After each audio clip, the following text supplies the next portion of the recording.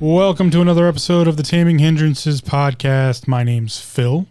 I'm the host and creator of the podcast, and you're probably tired of hearing me say that, but I want to welcome you to another episode. This is episode 41, entitled Effort, and we'll get into that in a second. First, to begin the podcast, a little call to action because, honestly, because they sent me a sweet shirt. I'm an affiliate of purebulk.com, and if you want to support the podcast, please head over to purebulk.com, the purveyor of vitamins and supplements that they are. They're a wonderful company. I totally believe in them wholeheartedly. I buy a bunch of my supplements from them, and you can use the code Taming Hindrances, TAMINGHINDRANCES, all one word, for 10% off. I'll make a small commission so you can support the podcast that way. But even if I didn't, I would still recommend them. They're an amazing company. One product that I've done a deep dive on is Cliff High's Pure Sleep. That's a great product you can check out. But really everything there, I really highly recommend their multivitamin, their immune support supplement, and their chaga mushroom supplement. They have a 4-to-1 extract from Siberia. That's amazing. So again, purebulk.com, Taming Hindrances, coupon code 10% off. Support the podcast if you feel like it. But let's get into the episode. Today's episode is entitled Effort, and it's the episode, it's not really a cumulative episode. That'll be next episode, but I wanted to jump back to kind of the roots of this podcast, because I started off talking about mental health and self-awareness and getting into what this thing called depression is and how we can remove the connotation from these conversations to better understand ourselves, but just better also understand the conversations we're having. And I talked at length in many episodes about how I believe depression to be uniquely who you are.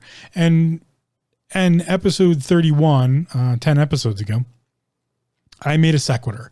I moved from talking about specifically just mental health and self-awareness when it comes to the body and the mind, and then moving into talking about this thing called spirituality and whatever the hell that is, and all of the things that might go into making up what spirituality is or what spiritual nature is. But in some cases, I stuck with mental health and self-awareness, but in other cases, I kind of stepped away from.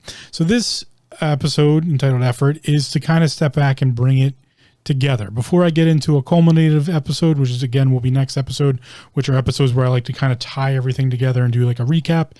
This is specifically about how I believe one goes about using knowledge or using the things we might have learned along the way in our journeys to better understand ourselves, our bodies, and all those types of things. So one, that's why I brought up purebulk.com in the beginning of this episode, because supplementation, I believe to be a very important part of supporting our physical bodies in order to be able to exert effort, but also in supporting our mind. It's another way we can, the mind and the physicality, the physiology, if you will, of the mind better supports the consciousness and how we use it.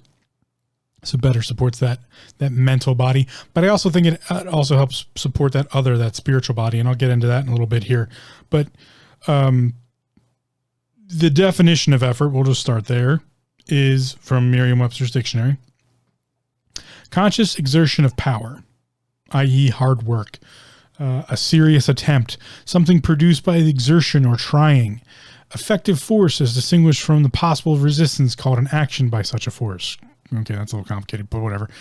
The total work done to achieve a particular end.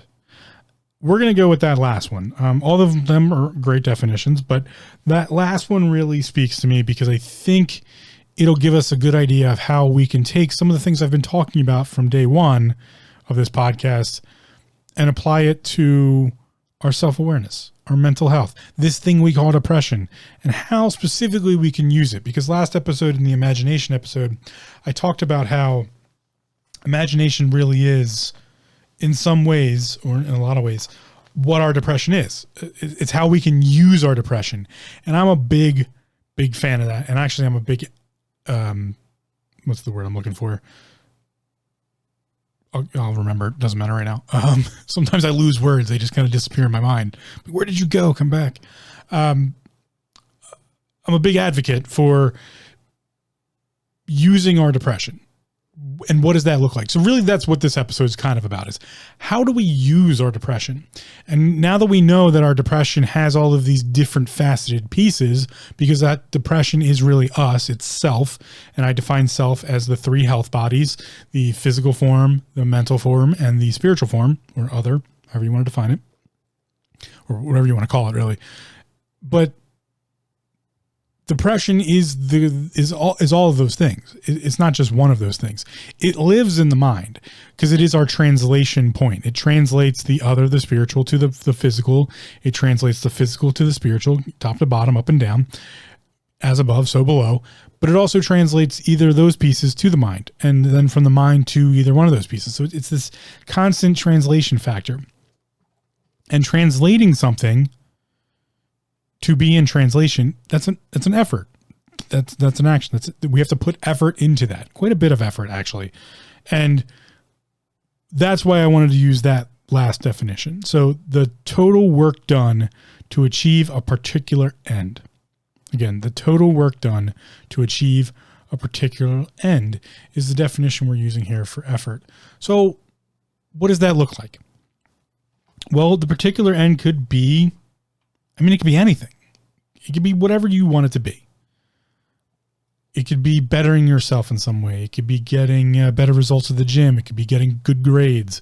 It could be getting a raise. It could be any end requires effort. So when I talked about imagination is how we can define ends. We can simulate some sort of outcome. And that could be our defined end. The effort is how we go about getting there. And this is one of those times that I'm going to wax poetically about my martial arts career. But specifically about martialism, which is almost what I titled this episode, which is practice martialism. And often it's defined as warlike mentality or warlike structure. That is because we're warring cultures and we like to talk about war and think about war and use war. But martialism goes a little bit beyond that, specifically the arts that turn into martialism. So when one becomes a martialist, they've really defined their effort. They've really understood the effort that's gone into the things they've practiced. So one can start as a martialist. One can start as an artist. One can start as a musician. One can start as an architect. One can start as a cook. One can start as a student. It doesn't matter where you start. In fact, we all really start as students. That's what's known as the white belt mind in martial arts. When you start in most martial arts, the first belt you get is the white belt. And that is to define and to teach you this thing known as the white belt mind, or the learner's mind, or the beginner's mind. It goes by many, many different names. And that is an important distinction because it's one of the first places I think a lot of people can experience the differentiation, but also the combining of the mind and the body.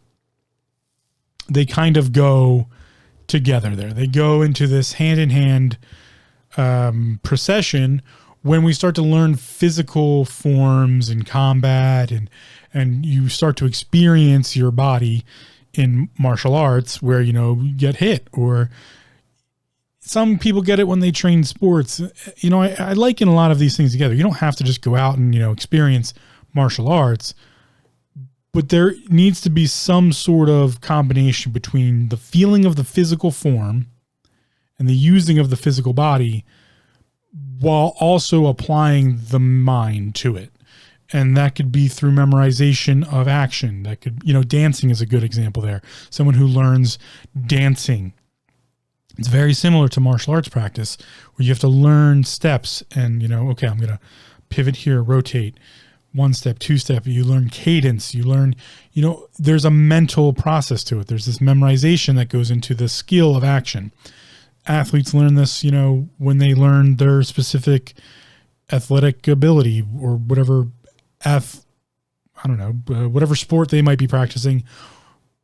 as defined by their role in that sport. That's what I mean. It has to be a little bit, it's not just like go play soccer. The more likened ability to that, or the more likened state of martial arts in that is, okay, go play soccer as a goalie, as a forward striker, as a defender. You're learning a specific set inside of a much bigger thing. Martial arts is huge. There's a martial arts that goes with every historical culture ever. They've all had one. The action of learning a specific martial art, though, gives that mind and body connection. And it's where most people start. That's why we call it the beginner's mind. Now, the beginner's mind can also be applied to just about everything. But I find that connection between mind and body gives an individual the first taste of what effort really looks like and why it matters.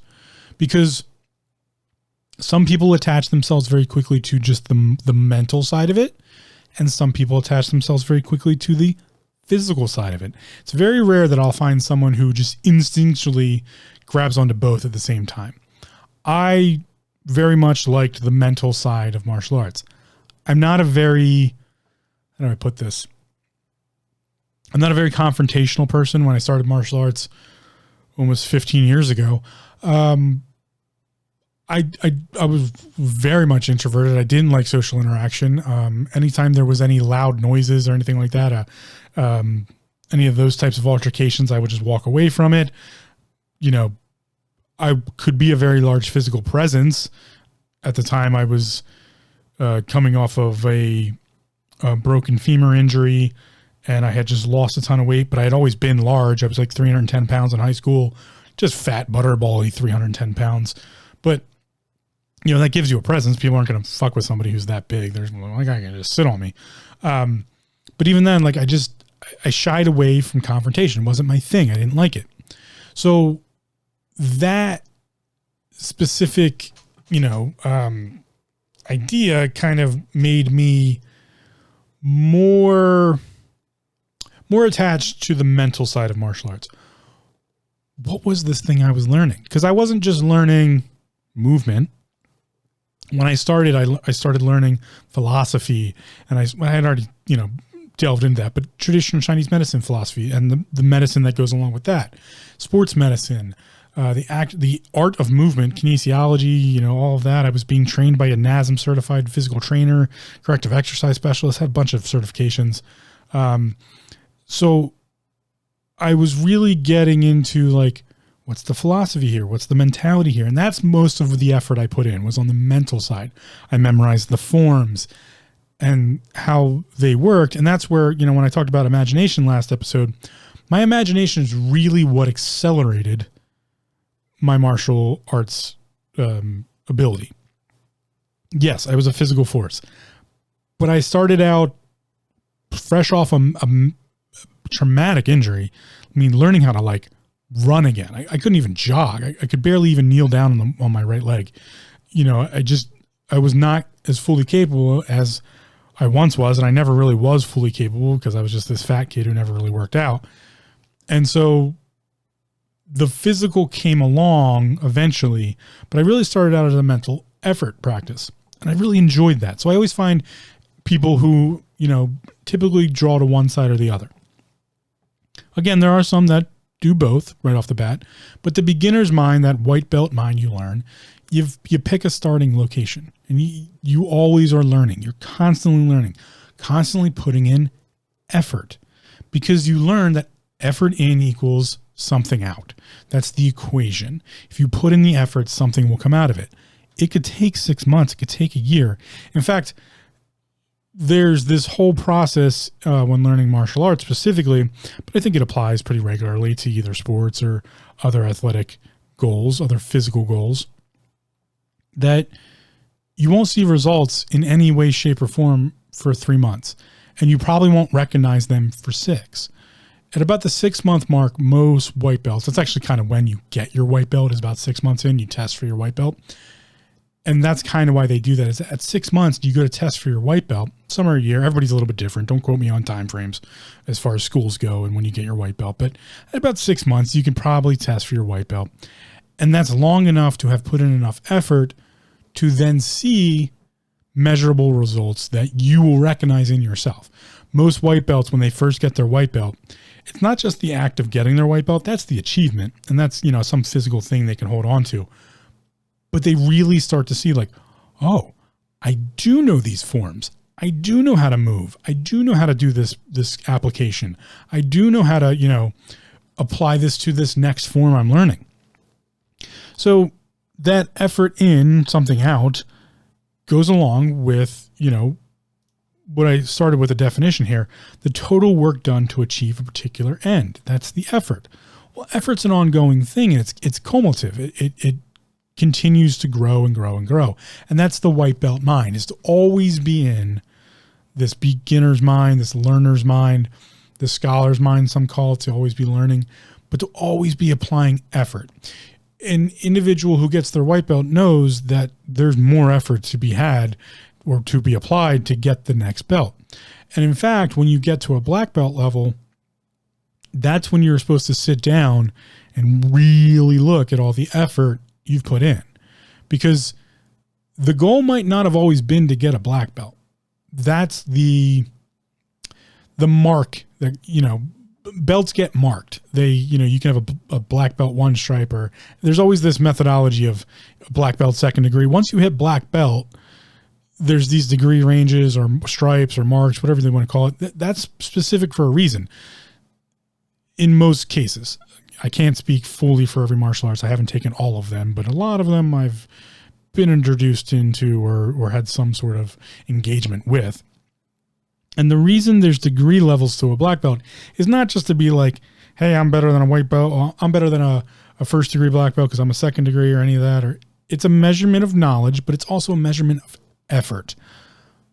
Most modern teachers in the martial arts systems, and this even comes from some anecdotal stories from the ancient teachings, to get a black belt equivalates putting in enough effort to have learned the system. And the system is whatever that happens to be. If it's, Tai Chi, although Tai Chi doesn't really have a belt ranking system, it's kind of part of Kung Fu, which is, there's the Shaolin methods, there's the 5 animal systems, there's all sorts of, or Brazilian Jiu-Jitsu, Aikido, Hapkido, Taekwondo, Yoji Ryo Karate, or just Karate, any one of this family's schools or systems of Karate, Muay Thai. Understanding the full system, which means includes all the forms, methodologies, mental, practices. That's what black belt means. You've put in all of the effort needed to understand and practice the system, whatever that system might be. That may have been the end goal. So that would be your effort. Then after that, every degree beyond that, more effort needs to be applied, but effort needs to be defined and placed. It needs to be given a specific end goal. That's why I used that last definition, the total work done to achieve a particular end. That's the major difference between a black belt and a 2nd degree black belt, a 3rd degree black belt, a 4th degree black belt, or Dan, you might hear. Degree and Dan is their level rankings. But the belt stays the same for the most part. It's a black belt. It might have different stripes on it. It might have a different color on it, but it's a black belt. You've achieved black belt level. That means you understand the system. You've practiced and put in the effort to understand and practice the system. And then to be able to teach that system is more effort. So every degree after that has to have a particular end in mind. And a lot of black belts get confronted with this idea of, oh, hey, you know the system. That's great. What are you going to do with it? You going to teach?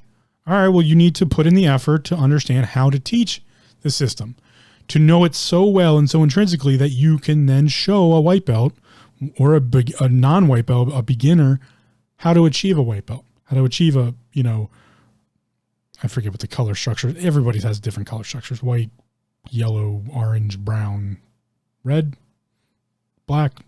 Everybody's a little bit different. Some have red, some don't have red, some have purple, and whatever. To me, belts never mattered. It wasn't my thing, was a part of my second degree black belt. When I attained my second degree black belt, I attained it not necessarily by education of the system. Yes, I did teach, but I had a focus on Tai Chi, which was not a part of the curriculum to become a black belt necessarily. You could use Tai Chi as one of your training methods, but anyway, my particular focus, the effort I put in to get my second degree black belt, was attaining a massage license. I went to school to become a licensed massage therapist, tested, attained, and started practicing massage. That was a part of attaining my second degree black belt. Most of the effort that also went into that I don't get to include in my massage practice because it's not sanctioned in that way, is all of the effort I put in to learn traditional Chinese medicine, and specifically applying the anatomy and physiology I was learning as a massage practicer or licensed massage therapist, or massage student, I should say at the time. And then applying all of my anatomy and physiology lessons to traditional Chinese medicine, to herbal medicines, to Ayurvedic medicines, to all of this other stuff that went along with my martial arts practice in the school that I was practicing in. All of the philosophy that I had to learn. I shouldn't say had, but all the philosophy I did learn. At one point in time, I was sat down during a black belt training evening where it was just black belts in the room. All first, second, I think we even had a third degree at the time. Or maybe he was just going for his third degree. I don't really remember. But we were tested on our knowledge. And one of the questions I was, like right off the bat, one of the first questions I was given was to define enlightenment. To do so at the time, the initial thought in my mind was just to clap really loud in the room because everybody was being really quiet. I did not do that. I held myself back, and instead I just stared at the wall and I didn't say anything. I stayed silent. And my instructor just agreed that was an appropriate answer. But that's where I talk about the ends of effort or the effort put in. I didn't get questioned about how to do a form or how to teach someone a form. The first question, or one of the first questions I was given that evening, was define enlightenment. Most people would say that has nothing to do with martial arts practice, that it's, forms and, applications or kata, depending on the system. They're all different. In Kung Fu, we have forms.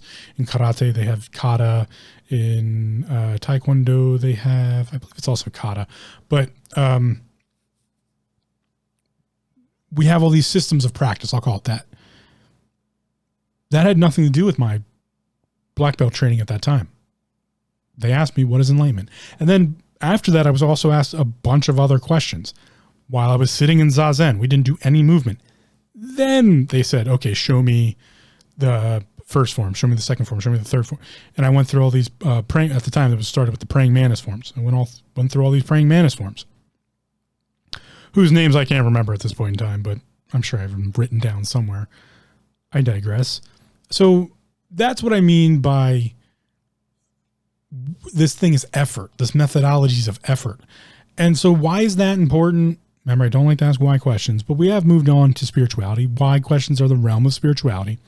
So, we'll skip that. We are trying to talk about just mental health and self-awareness here. But you can't separate any of this. It's all coming conclusively together. How does this apply? How does effort apply to mental health and self-awareness? Well, in my story, my anecdotal story there about how I got my second degree black belt, going from just a black belt who understood the system to getting a second degree, which meant not only did I understand the system, was teaching it, but I also had pursued and bettered myself in other means to also better help the individuals below me. I bettered myself to help better them in some cases. The effort didn't have one specific track. The effort was everything cumulative that got me to the point in time where my Sifu said, here's your 2nd degree black belt. You've earned it. You achieved it. You put in enough effort in all the different ways that I did it to achieve that. And that's a common story behind most 2nd degree black belts and beyond, is that you've put in enough effort to achieve this new level. And at the same time, you realize that doesn't mean shit, because you probably need to double it to get to the next one. And you need to double that amount of effort to get to the next one. And it humbles you in a way, but it also makes you understand that these are all inclusive. This is the differentiation of someone who practices the martial arts and then someone who becomes a martialist. And remember how I said at the beginning of this episode, how I really thought about titling this martialism or martialist. A martialist, yes, the definition there is that it's someone, it all revolves around war, really. But you have to take yourself out of the mentality of what we consider war, this idea of kinetic warfare. Warfare is multifaceted. You can fight a war in information. You can fight a war kinetically. You can fight a war physically. You can fight a war spiritually. You can fight a war in every different methodology you could possibly think of. War is a simulation first. It happens in the mind first. So a martialist is someone who comes to the conclusion of understanding the effort they've put in and what that means intrinsically. So, talking about mental health and self-awareness. After I've given you all that information about martialism, martialists, martial arts, these belts, how that is similar to sports and athletes or even someone pursuing their doctorate. It's all very similar. The effort is what matters. The effort is what defines the ends. But the effort's also what got you there. It's everything that went in to get you to the point you are right now. So have you been putting in effort or haven't you been putting in effort? Have you been trying or have you just been passive? Passivity, being passive, being passive is not a bad thing here. I'm not harping on you if you're just being passive about things. Maybe in fact you're learning patience, because that's part of this whole effort situation. It takes effort to learn patience. Patience is first a skill before it can become a virtue. In fact, most virtues are skills first. And it takes patience to learn that. That's why I was drilled into my head learning martial arts that repetition is the mother of all skill and failure is its father. You must repeat. You must put in effort, but you also must fail, which means your effort needs to have stages and steps. You can't just put in effort and then get to the end. If you don't fall, if you don't get hit, you never learn anything, which means your effort can never get better. So when I talk about effort, I don't just mean this effort or that. It's all of the efforts. And there's stages to them and there's differentiations between them. And this is what I, get into when I was talking about mental health and self-awareness and how our depression is uniquely who we are, but we can use it. And so when we think about effort in that place, in this realm of depression, in this realm of how our minds work, how our imagination manifests itself, our imagination in and of itself, the effort we're applying and the effort we're putting in is really, really important. Because if you're not putting in effort, it's not necessarily good or bad. Remember, take the connotation out of it.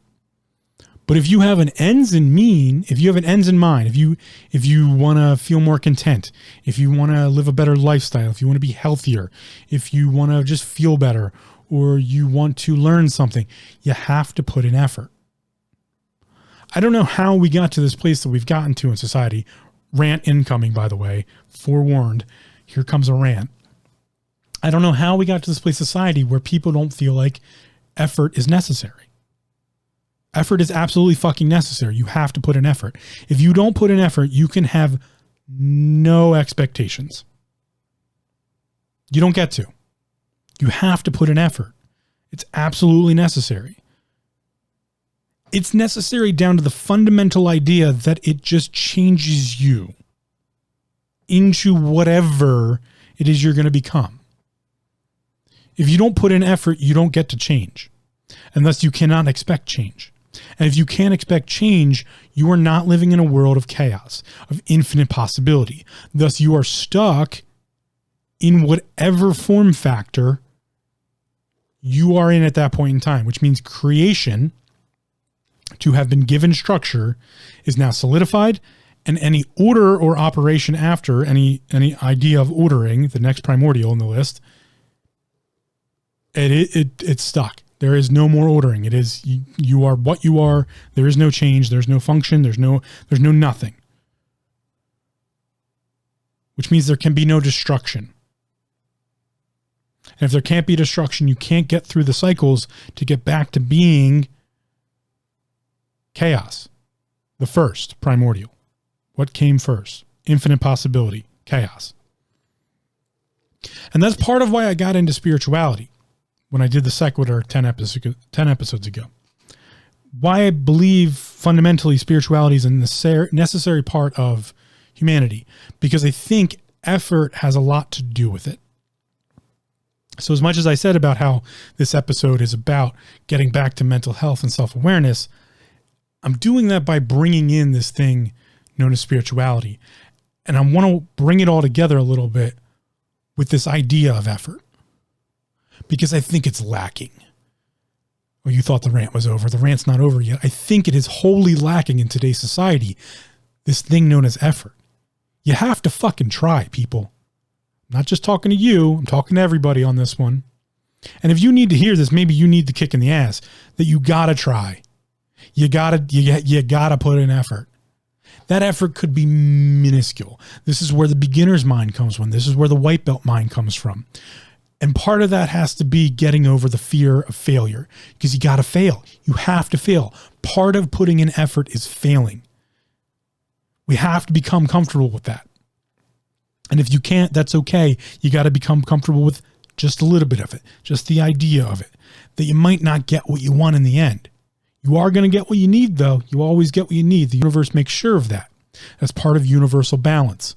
That's part of yin yang. That's part of creation and destruction and chaos, and the whole cyclical nature of all of it is that you are going to get what you need. You might not have control of defining that just yet, but you can also get there. To get any of that going, to get anywhere close to that, to get anywhere near that end, near that destruction point, you have to put in effort. The entire deck of the tarot explains that. $1 million idea, here you go. I'm just going to give it out for free. The tarot deck itself, tarot, however you want to pronounce it. There's a couple different pronunciations, and I'm okay with that. But the one I'm familiar with, tarot, is an explanation of effort. The major arcana is a story of the fool going on a journey to understand themselves, and then at the very end understanding they don't know shit and starting all over again. It's a story of effort. The story of me getting my 2nd degree black belt is a story of effort. The story of an individual getting their doctorate is a story of effort. The story of an individual working from nothing to something is a story of effort. The story of someone going from suicidal to not suicidal, also my story of effort. The story of someone going through high school and all the struggles that fucking entails, because it's horrible, and I'm sorry we all have to do that, and I'm sorry if you still got to, but you have to. Effort. The story of getting a college degree, a baccalaureate or an associate's, effort. The story of just working at a 9 to 5, effort. The story of getting up every day and going to bed every night, fucking effort. We have to start understanding you don't get nothing unless you put in effort. I'm sorry, you don't get something unless you put in an effort. That's it. It's a fundamental principle idea of the universe that effort must be put in. Every machine that exists in the world, effort must put in. It's actually how we use electricity, quote unquote, or AC electricity, alternating current. That's really actually what it is. I'll digress a little bit. I know I'm already on a rant. Don't need to go on a second one. That requires effort. Effort in, effort out. All electricity generation is actually it's really just a translation. We're just putting in one effort to get out a different effort. It works the same thing with the human system. In order to understand the physical body, I must exert it. I must apply effort. I will not understand how my muscles work if I don't do a push-up. I will not understand how to run if I don't learn how to walk. I can't jog without walking. I can't move without walking unless I'm just crawling, and that's highly inefficient. And eventually I learn, oh, there's this walking thing. Much better. Put in some effort. Learn how to walk better. Awesome. By walking more and more and more, I can learn to jog. And then if I jog some, I can run. And if I run, I can sprint. There are all of these different levels. That in and of itself, just a runner learning how to run, to me is the same thing as a white belt getting a black belt. When a person goes from crawling on the ground as a child to sprinting, that's the same amount, or not maybe the same amount. I really shouldn't measure it amount-wise, but that's the same function of effort. So let's step back. Definition, please, Merriam-Webster's Dictionary. Effort. Definition number 5 on the website, if you go look. The total work done to achieve a particular end. There can be no ends and there can be no means without effort. There can be no point in time where you have full control or even a modicum of control over your depression and how your mind sees the world and understanding of yourself, known as self-awareness, and control of mental health thereby, without effort. If you've gotten to this episode, maybe even just started here, you've put in some modicum of effort. You've tried to learn. You've tried to understand. You've put in some research maybe. When I started this podcast out with a call to action to go over to purebulk.com and use Taming Hindrances code, yes, I'm plugging that right now, to get 10% off, the effort you put into your supplementation, to your diet, to your exercise, all has to do with this physical form we're in control of. That's why I split things out into these 3 different health bodies, because the effort of one is a culmination of the effort of other, and they talk to each other up and down. So by applying effort to one of the pieces, you also get effort out of the others. You can put in inputs wherever you want, because there will be outputs up and down. That is just another way you can look at the verbiage, as above, so below. All of antiquity has been talking to us about this. All cultural references of spirituality talk about this. All cultural references of medicine talk about this. Every time alchemy mentions any form of doing anything in the alchemical processes, they're talking about effort. Education itself is effort.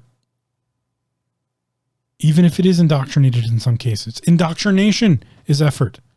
So if you're not controlling the efforts of the functions going into the machines around you, you're not in control at all.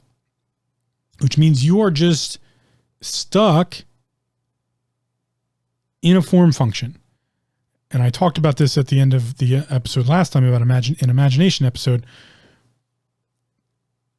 If your imagination has been stolen away from you, you have been ordered by whatever power may be in that situation, and you're stuck there.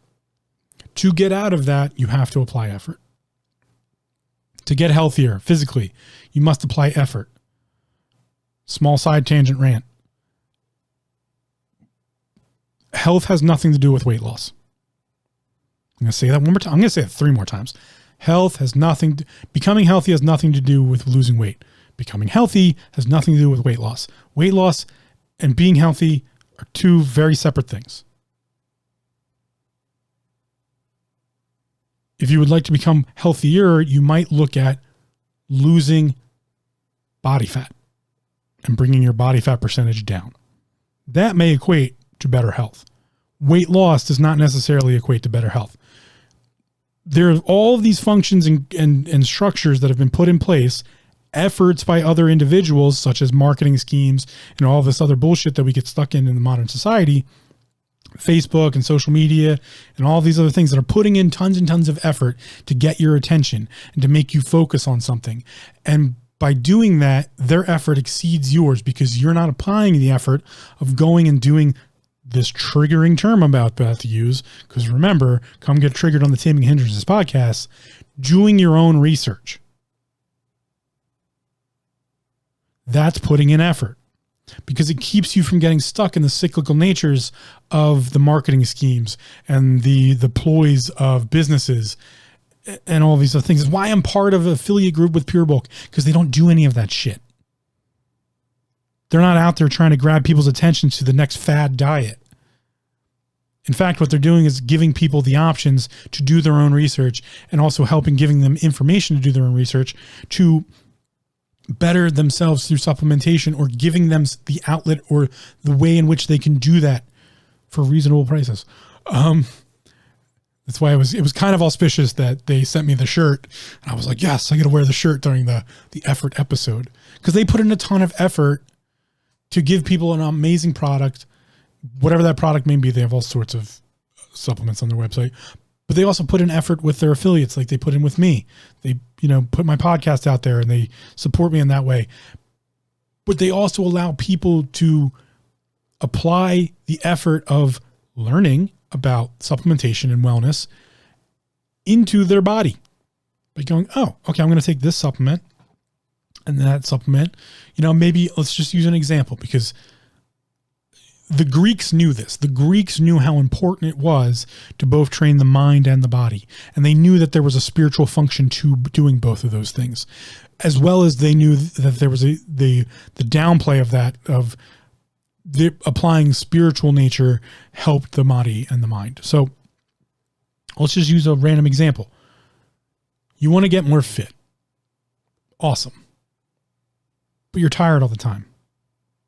You're not going to put in effort if you're tired all the time. In fact, you're going to lack the ability to put in effort because you're tired all the time. So you're going to lack motivation. You're going to lack structure into, you're not going to be able to get out of that cycle. And really, you're not even in a cycle. And that's the worst place to be, is to not be in the cycle of chaos, creation, order, destruction. If you're stuck outside the cycles, if there is no cycle, you're in trouble. You got to put in some effort to get the gears turning again. So what might be the first step? Now, I'm not a doctor. I can't diagnose or prescribe. Not a professional in any way. Just an idiot on the internet. Maybe getting better sleep. And not more sleep, getting a better quality of sleep. That might be the first step, because then maybe you won't be so tired. And then when you get done your long 9 to 5 workday, or whatever, your 8-hour workday or 10-hour workday, even maybe it's a 12-hour workday. I've been there. When you get done that, maybe because you've been getting a better quality of sleep and feel a little bit more rested, you have a better mentality to do a couple push-ups before bed, to go for a walk before, dinner or after dinner, to do some sort of just light exercise, just a little bit. And if you do that over and over and over again, you put in the effort over and over and over again, you get to a better state of health. Not, oh, I lost 5 pounds. That's good on you. That's like getting the black belt. The weight loss on the scale is just somebody handing you your black belt and weight loss. Like, hey, you lost 15 pounds. Here's your brown belt. Good on you. Doesn't mean shit. It doesn't. Just means that was the effort. That was the culmination of the effort you put in. It's all of the other things that matter. All of the effort pieces that to get that 15 pounds of weight loss, you started walking, doing some regular exercise. You started eating healthier, more nutritious meals. In fact, you even went a little bit farther and you even thought about, maybe I should study a little bit of nutrition and figure out like, maybe I should work on my gut biome. Oh, there's a really good one. And also I started getting better quality of sleep. That was a really important thing to do. Okay, cool. So not only did I started doing regular physical activity, but I also, really learned some things about nutrition and started eating better. And then I started getting better quality of sleep, which somehow put me into this weird, better mindset where like I could get a little bit more done with my day. I felt a little bit better about myself. I felt a little bit better about my domicile, my surroundings. I wasn't just leaving the cardboard boxes around. I was getting those broken down and getting them in the recycling. I was, cleaning up the kitchen after I made dinner. I was getting my laundry done on time and not like struggling to be like behind on laundry or cleaning the house. I was opening the windows and getting some fresh air. So I was doing all those, things. That was cool. And then, on top of it, I even started throwing in some extra supplementation for like prebiotics and probiotics and getting my gut biome together and, started feeling more energy that way. I was like, oh, okay, maybe if I take, this small supplement stack in conjoinment with my nutrition, I was feeling better that way. That's all the effort. That's all the shit that matters. What that equivalated to, the ends, quote unquote, was a black belt in weight loss. You lost 15 pounds. You lost, 12 pounds. Fuck, you lost 3 pounds. Amazing. That's why effort matters. And that's why we need to have conversations about mental health and self-awareness that partially revolve around putting in effort. Because the effort's what matters. The outcome doesn't mean shit. The outcome is just getting a black belt, just getting a doctorate. None of that means anything. The mental state that comes with it of, ooh, yeah, achievement, that means something to the individual. And in some cases, it means something to other people. There's plenty of people in the world I tell that I have a second degree black belt, and they're just like, cool, bro. Look at you. Look at you, bro. You got your second degree black belt. Way to go, bro. That's what they think in their heads. They're like, oh, fuck this guy. Like, he's showing off. That's what I'm bringing up a lot. Or there's other people out there that hear, oh, you got a second degree black belt? You want to fight me, dude? No, I don't fucking want to fight you. I did Tai Chi and studied traditional Chinese medicine and philosophy. That's how I got my black belt. I got my first black belt by learning a system of martial combat. But really, I learned Tai Chi, traditional Chinese medicine, philosophy on multiple fronts, war mentality, really, like tactics and mental subterfuge in states, a little bit of forms and function, a ton of kinesiology, anatomy and physiology, nutrition. Those were all the things that went into my second degree black belt and even my first degree black belt, really. Teaching how to like teach other people and, be social. I had to learn how to be social in a group.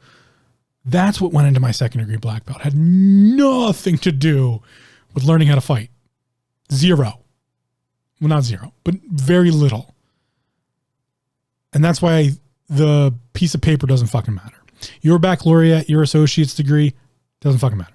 It was all the effort that went into it that an employer sees to go, oh, yeah, they suffered just like I suffered. They went through English 101, that boring ass high school 2.0 class. No offense, English is a good topic. I like writing. But, that's the mentality that happens afterwards is that's why someone wants someone with a baccalaureate. That's why someone wants someone with an associate. So wants someone with a degree, because all that degree means is, oh, this person suffered just like I suffered. They showed that they could go through the suffering of college because it is a sufferable thing. I've tried. I didn't make it. I couldn't agree with the stupid academia rules of all the bullshit of academia. So that's why effort matters, because it means something. And in fact, it means much more than the ends. Again, back to the definition. I'm sure people hate when I do this, but the total work done to achieve a particular end. That means so much more. That is the 99%. The 1% was the little piece of paper they gave you, the colored piece of cloth they gave me. Well, I guess they gave me some certificates too, but My massage license, perfect example. The license they gave me, that's 1% of the whole thing, of the 6 months of 30 to 32 hours a week that I went to school and practiced and learned. I was in school 8 hours for 4 days a week. What is it? 16, 32. Yeah. And then I had clinical on top of that. So some weeks was even more. All of that effort I put in, the 1% piece was the little license they gave me at the end after I took a test. I put in all this effort to get the little license. License doesn't mean shit. Your weight loss doesn't mean shit. You listening to this podcast and saying, yeah, I listen to all those episodes of the podcast, doesn't mean shit. I super appreciate it. I really do if you have. But it was all the effort you went into of listening to what I was saying and then being like, no, he's fucking wrong. And then going and coming up with your own mentality or your own understanding. You're putting in your own effort to understand your own self-awareness and your own mental health. That's what matters. So we need to celebrate effort, because by celebrating something in a society, we make it more prevalent and we also make it more accessible. Right now, we celebrate no effort, passiveness. And what that does is it makes a cultural disparity. And cultural disparities come from individuals who are fearful of other people being better than them. That's not how true culture works. And we've never really had true culture. The Romans came really close. The Greeks came really close. Ming Dynasty China, Han Dynasty China. Well, Ming, Sun, Soon, the Kyoto era, the Edo period of Japan. Not to say that we don't, other parts, I'm just naming some specific cultural time frames where they came really close to like pure culture, which unfortunately usually turns itself into like specific nationalism and turns itself into xenophobia because you want to protect that pure culture. But when we understand the form and function of everyone gets to put in effort and we can celebrate the outcomes of the effort, but really we want to celebrate the effort itself, that's when you get pure culture. That's when you get the Leonardo da Vinci's of the world. That's when you get the Renaissance, essentially. The Renaissance period or golden ages of society are really revolving around celebration of putting in effort. Not so much the outcomes, because the outcomes become so fantastical that you get that Renaissance period, you get that golden age, because the effort was celebrated. Not forced, not mandated, celebrated. That's when you get amazing Renaissance periods or golden ages. We have to start doing that because we don't do it right now. And well, we're reaping the rewards of that type of society, of that type of culture, of that type of mentality. That, no, you don't have to put in effort. You don't have to try. This is what's wrong with a lot of the, everybody gets a trophy, wokeism, Marxism, which wokeism is just Marxism. This is the problem with social media in the sense that people get to post bullshit. And what I mean by bullshit is super famous people get to post pictures of them next to planes, and then semi-famous people get to pay to take pictures next to planes, and they become an equivalent idea of effort. And that's we're celebrating the end. Stop doing that. Stop celebrating the picture of the cool person with the sweet fucking, snazzy outfit next to a plane, because the effort might not equivalent that end. I don't celebrate the 16th chapel. I celebrate the hours upon hours upon hours of painstaking painting and work and imagination that went into creating the 16th chapel in both its architectural nature and the paintings that are on the ceiling. That's amazing. All the time and meticulous effort that went into making it is what makes it amazing.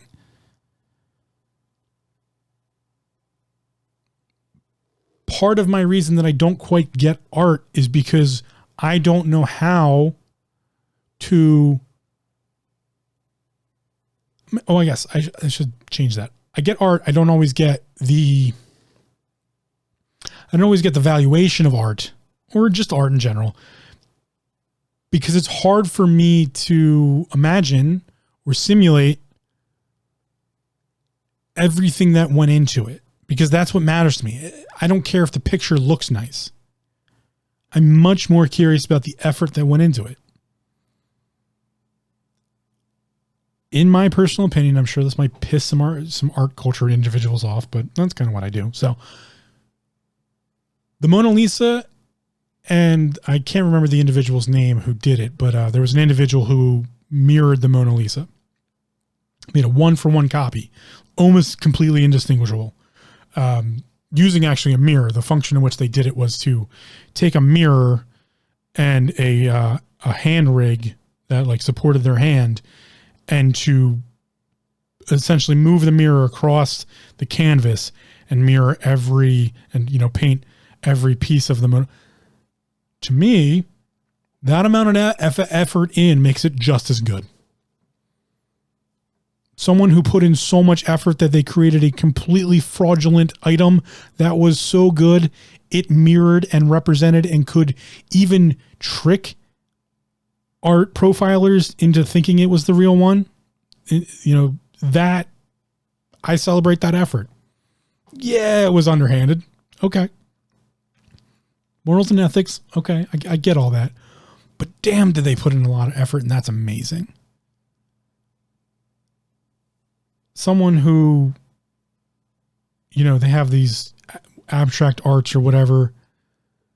Some people just take some paints and throw it at a canvas, and that's somehow art.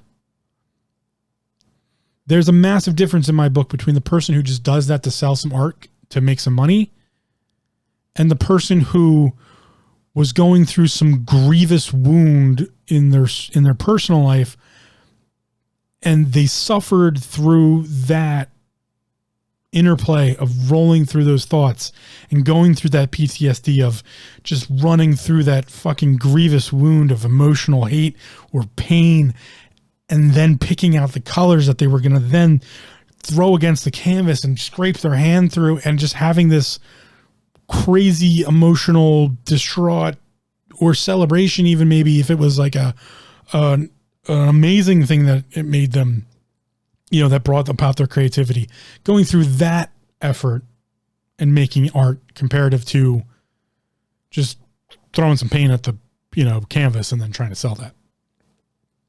So I guess in some ways I do understand art, because I think maybe that's what art profilers and artistic individuals get, is they can see the effort that went into it.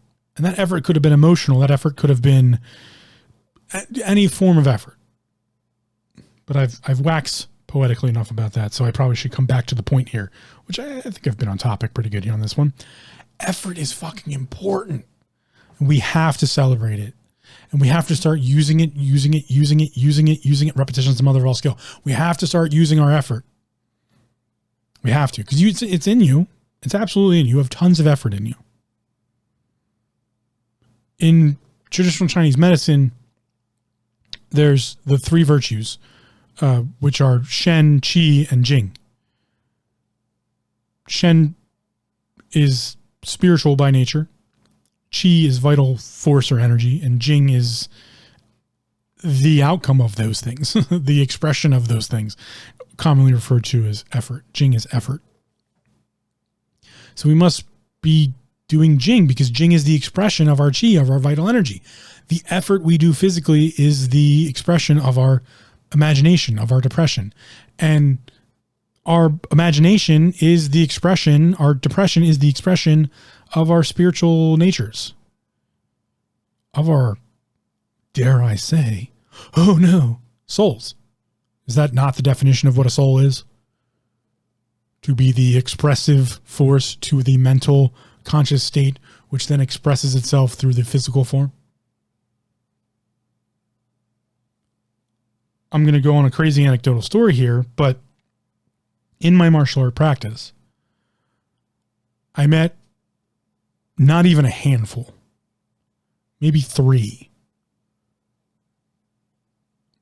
that I can think up off the top of my head right now that I can actually feel, have almost like a reoccurrence of what I felt with them. One was my instructor, my Sifu. Another was a grandmaster who taught my Sifu at one point. And the third was a sensei. He was in the Japanese arts, so he was a sensei. These three individuals I'm thinking of, again, if I thought really hard, I probably could come up with a handful. I could probably come up with 5. But these three individuals I'm thinking of, I can, right off the top of my head, I can think about how these individuals put in so much fucking effort to their discipline, to their art, to their being, that they became a physical spiritual presence. That they were able to act. And these are 3 I experienced. I've seen probably 2 handfuls. I've seen video or heard anecdotal stories enough so that I kind of believed of more than this. But 3 that I myself anecdotally experienced were these 3 individuals. My Sifu would check out when he was not really paying attention. When I first started with him, before he had to kind of be more Sifu, running a school, one-on-one with him, learning stuff.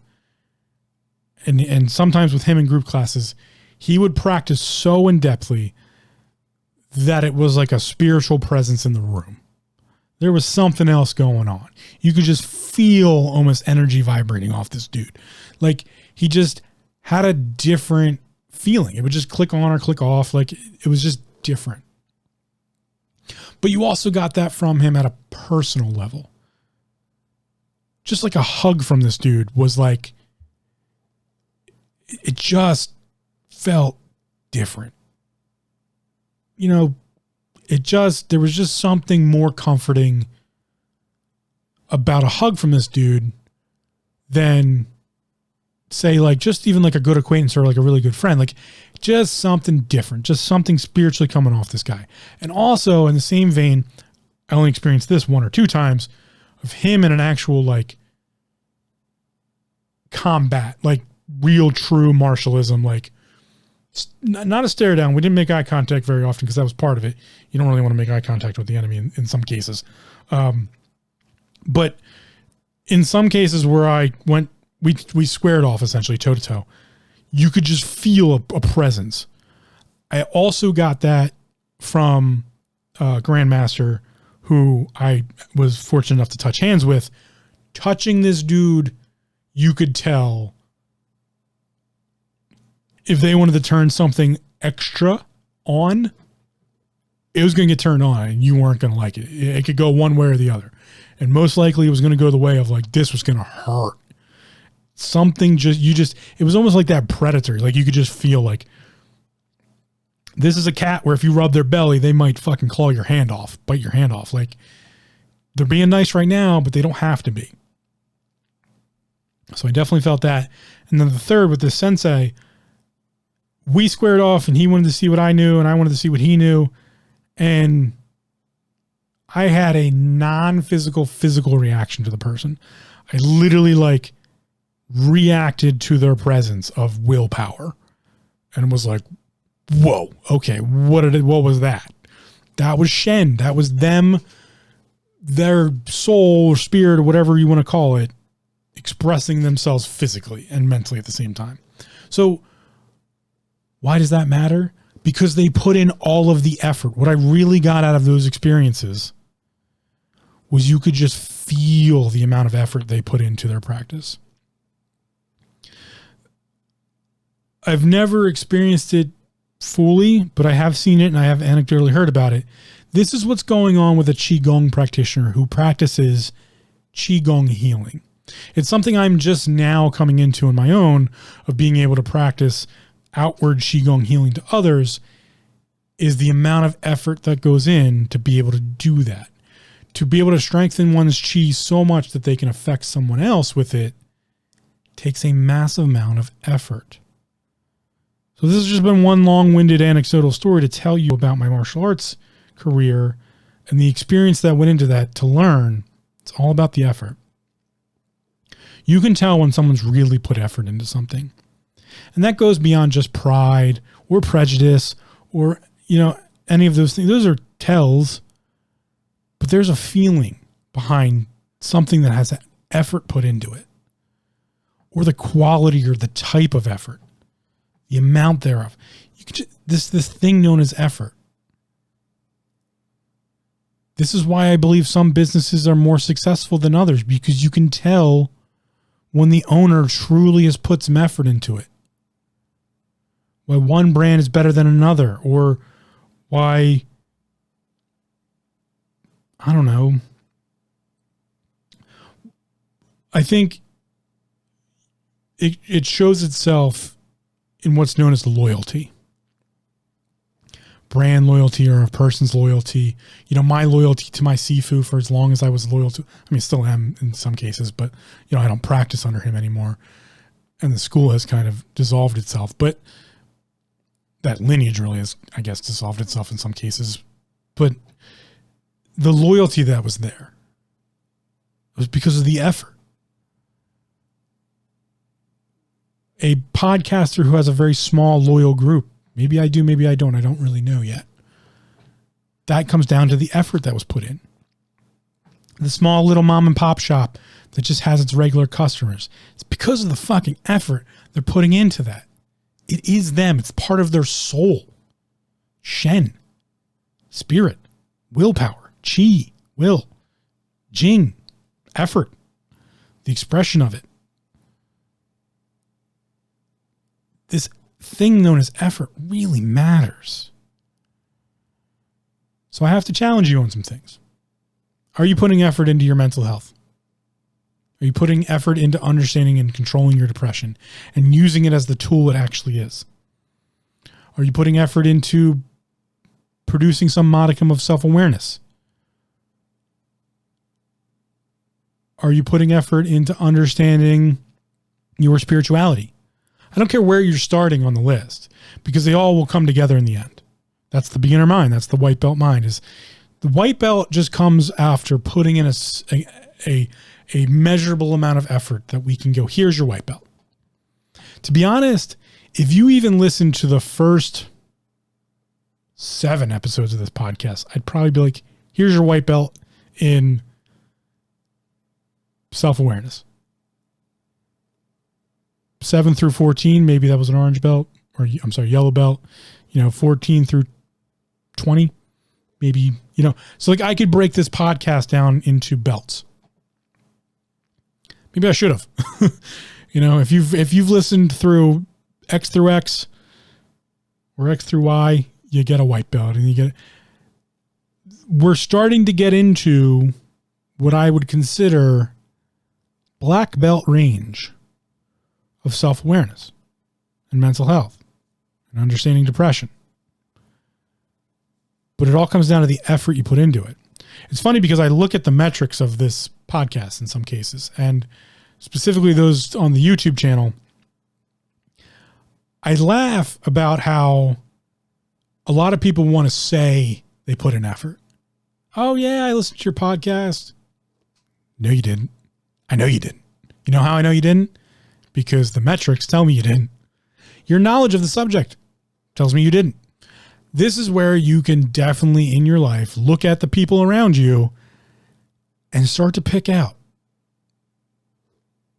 Are they really worth listening to? Are they really worth dealing with? Are they just saying they put in effort? Because that's the society we live in right now. And I'm not faulting you if you did. I'm not at all. Because life's busy and maybe you didn't have the time. I get that. I really do. I honestly do. And remember, ignorance is fine. Willful ignorance is the root of all evil. And I think we're definitely on the cusp of a lot of people just being willfully ignorant, just saying like, oh yeah, I did that. Or I do that. But really, they didn't really put in the effort. You can say, I meditated. Or you can say, I meditate. Absolutely. You get to say that. All you have to do is meditate once every 6 months. And you get to say like, oh yeah, I meditate. The thing is though, it's the effort that matters.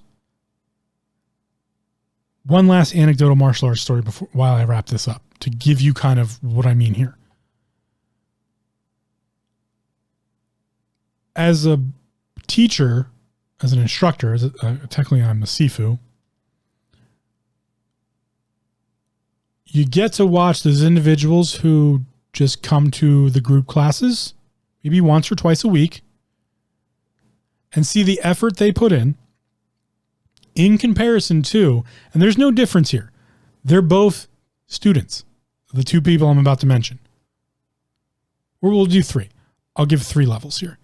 They're all students. They're all amazing. I appreciate every single one of them. And if they're great. They're students. Everyone gets to experience this differently. But there's a huge difference between the person who comes to the group class maybe once a week, twice a week, misses some classes here or there. And that's just what they do. That's how they want to experience, and that's the enjoyment they got out of it. Great. I have no problem. Absolutely no problem. Come to class. Love seeing you. I'm saying this like I still do any of this, but this is what I used to see. Then there's the person who comes to group class, same kind of person, comes to group classes 1 or 2 times a week. Sometimes they have to miss one here or there, but they go home and they practice on their own every day or every other day. They think about martial arts while they're going through their daily job, or, it becomes a lifestyle to them. There's that person. Then there's the person who does that, and they take personal lessons with the teacher, the Sifu. They take actual 1-hour personal lessons. Or maybe that's all they do, is just they take 1-hour personals every week. And they go home and they practice every day. Maybe they practice 2 hours, 4 hours, who knows? But they practice every day. There's a huge difference between the levels of skill in those individuals. And that comes down to the effort they put in. And it's not to say that one of them is right or wrong, but there is a huge difference behind the amount of effort you put into something and what you get out of it. And that's what martial arts taught me. One of the lessons martial arts taught me. Martial arts taught me a lot. But there is, again, a huge difference in someone who puts in a little bit of effort and someone puts in a lot of effort. And certainly, yeah, you can have the person who puts in a little bit of effort and just happens to be super athletic and can just like whip through a form and it's fucking amazing. Everybody's like, whoa, 10 out of 10. And then there could be the person who goes to a personal class once a week, twice a week, spends hours at home practicing, and they go through their form and it's an 8 out of 10. But I guarantee I'll be able to sit there and go, no, that person puts in way more fucking effort. And you know what? Because I know that, when I used to, sit there and not judge, but I would watch people do forms, and I would sit and help kind of qualify someone if they were getting a belt or not. You can tell. And when we can tell, we typically go, that was really a 7 out of 10, but I know they fucking worked their ass off for that 7 out of 10. It's an 8 out of 10. It's a 9 out of 10. It's a 10 out of 10. Okay, man. It wasn't a great form, but I know how much effort you put into that. That's amazing. We can tell. Oh, we can tell. Coaches, they can tell. Trainers, they can tell. Someone will treat you differently just by the amount of effort you put into something. So why aren't you treating yourself the same way? Oh no, why question, Phil? There it is. That's the one. That's the question I wanted to get to throughout this entire hour and 15-minute rant, to get to this question right here. Because I know you do this yourself. We treat people differently based on the amount of effort they put into something. We really do. If someone tried really, really fucking hard at something, we treat them like they did. That's the only part of society right now that still grasps onto that idea. Everything else is kind of shifted away from this whole thing. Like, you need to put in effort. We do recognize effort, though. Society, culture, business, education, everyone recognizes effort. To the teacher in the high school watching the kids struggle, but they struggled and they fucking figured it out and they got more right on this test than they did on the last test, give them an A- instead of just the B+. We recognize effort and we reward effort. The universe rewards effort constantly. That's what's known as balance. Effort in equals something out. If you put in the effort, the universe will reward you. That's how balance works. That's how pressure motivation works. That's how ether physics work. That's how the universe works. Balance. That's order.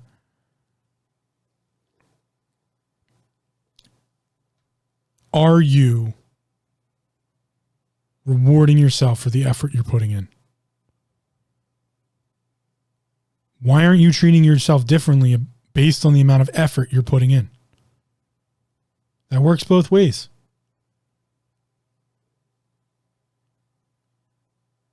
How would things change for you if you started paying attention to the amount of effort you're putting into something and not the outcome, not the ends? They don't fucking matter. I don't care if you lost 15 pounds. I don't care if you lose 3 pounds. I don't care if you gain 10 pounds. What was the effort that got you there?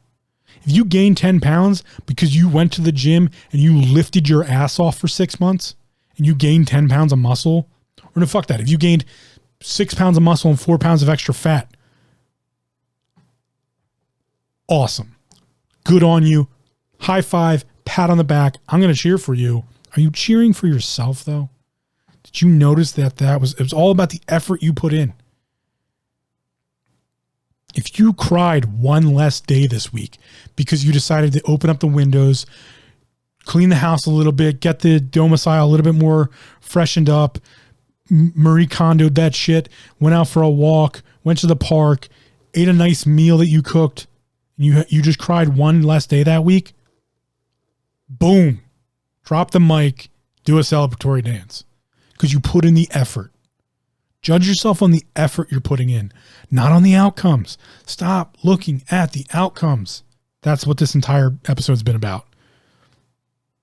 Maybe I should mic drop on that, but you know how I'm terrible at ending podcasts. So please, please, please, please, please stop judging yourself on the outcomes and start judging yourself on the effort you put in. Because the universe will reward the effort. It's not going to reward whatever outcome you deem is necessary. In fact, the outcomes shouldn't matter to you in the end. Because all that matters really is the effort you put into it. That's the part that makes you feel good. That's dopamine, serotonin, cortisol levels, norepinephrine. That's all your chemical hormones. It's all based on the effort that went into something. Effort is super, super important. That's why we have the term soul food, because it's the effort that goes into making it.